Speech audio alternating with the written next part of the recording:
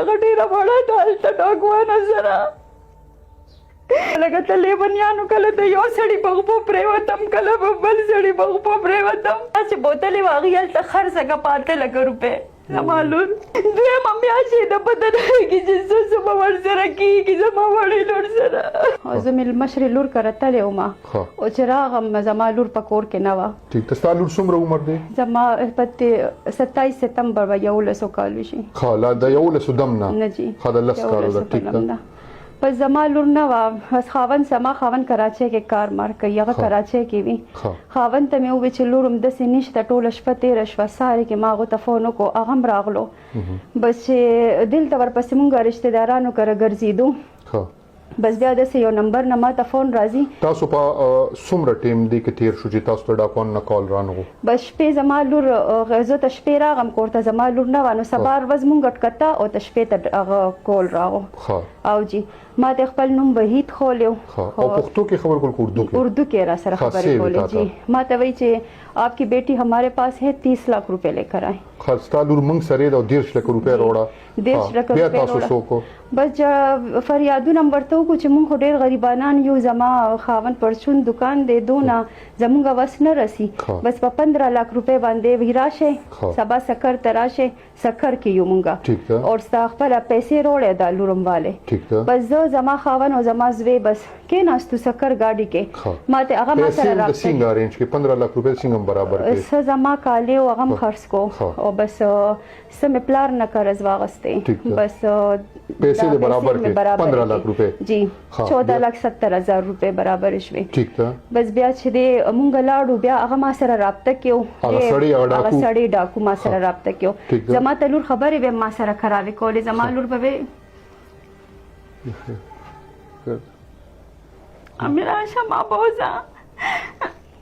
بس بیا هغه ډاکو وې ته دې سکر کې پرېږده خاوند دی او زوی دی او ته سکر ته نواب شاه ګاډي کې کښېنه او راشه بس ما پیسې واخیستې او زه لاړم نو بیا النور پټرول پمپ سره زه هغه ډرایور سره خبرې کولې هغه ما ته ویل ستا سټاپ دا دي کوشه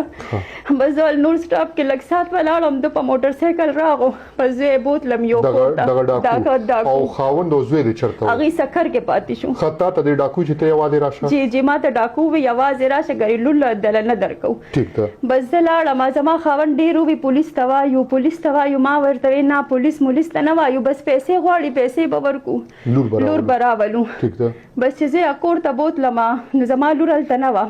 او مونږ ته یې ویل مونږ راځو دې کې غونډه ورځ تېره شوه بس بیا دې کې 2 سړي راغو ماښام ټایم کې چې 2 سړي راغو بس ما ورته په موټر سایکل یا کور ته بوتلم خو ما هغه لوکیشن چې دی خپل خاوند ته لیږلی و چې زه دلته یم ټیک ده بس بیا داسې وشو چې 2 سړي راغلو وه نو ریپ یې وکړو زما ما ورته لور له ویې بوځه نو وایي اوس نه وخته دی سبا به ځو ستا لور له سبا ورځ تېره شوه دوه دې کې 8 ورځې تېرې شوې مسلسل ما سره ګینګ ریپ کېدو الله به له سزا ورکوي خورې الله به سزا ورکوي بس بیا یې زه په 8 ورځ باندې بوتلم کچې ته هلته ما لور ولیده نو زما دا زړه لږ صحیح شو ما ویل زه بس چې څه مو شو زما لور ما ته ملاوه شوه زما لور بیا یې ماله زما لور رانه کړه زبردستي خپل زوی سره ته هغې نکاح وکړه چا چې بوتلې وه هغې هلته خرڅه کړه په 8 لکه روپۍ زما لور هلته وله بیا نکاح وکړه موږ نه زبردستي په والو ټکولو ویډیو جوړه کړه ما ته یې ویل لور دله بوځو زه په لکه ته لیونیانو کله د یو سړي په غوپو پرېوتم کله په بل سړي په غوپو پرېوتم زما لور یې پرېږده نه خوسته هلته بیا ما څلور شپې وکړې ویې ما ته ویل نورې 15 लाख روپۍ راوړه نو بیا به زه بیا به دله لور درکو بس بیا زه پولیس ته لاړم هلته په 8 لک روپۍ باندې به نور چا خرڅه کړه او جی په نور ګوهر علي دی ډاکو دی په هغه باندې خرڅه کړه زما لور په څو باندې په 8 لک روپۍ هغه باندې خرڅه کړه زما لور زما سودا یو کال ته په 6 لک روپۍ زه په 6 لک روپۍ خرڅه کړم چې دلته ډاکوانو سره هم دلته پولیس والا FIR نه کټ کول ویلې چې کوم ځای کې نه کټ کول دا باډي پورې تاړي که چې پېښور نه کولو نه کولو مونږ سره زما او خلاړو لور مې لاړه خور نه مې تاسو لاړه الته نه راغې نه نه زوم التم ښه. زما خاوند وی چې اف آی آر کړ چې تفتیش شروع شي نه ته چې کله الته کې وي پاته لکه ستا لور خرڅه جی. شپږ لکه ستا سودا جی. وکړه بیا د هغې نه پس څه شو بس هغې نه پس چې دی بس بیا ما ته وی ته 15 لک روپۍ نور الته زما طبیعت ډېر زیات خراب شو ښه ما ته وی ته 15 لک روپۍ نورې روړه او بس لور دې بوزه ښه. بیا الته یو سټاپ دی محمد آباد ورته وی محمد آباد الته زه سکر گاډي کې کېنولم ښه بس بیا زما خاوند هم سکر کې هغه زری زری شو کله چرته منډه کړه سو کم څوک راته کم ځای خیر الته منډه وخو خو څوک هم زموږ مدد نه کوي ټول پیسې غواړي چې پیسې رانو دا چل به کېږي پیسې پیسې نه راکړه څوک غواړي